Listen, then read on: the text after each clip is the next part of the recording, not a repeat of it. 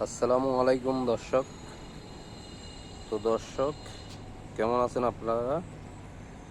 দর্শক বরাবর মতো নিয়ে আবারও আসলাম আমাদের ফুল বাগানে। আর এখানে অসংখ্য ফুলের গাছ রয়েছে। দর্শক আজকে আপনাদের সাথে কিছু ফুলের গাছ সহ ফুল সহ পরিচিত করে দেব। তো দর্শক এগুলো হলো গোলাপ ফুল গাছ।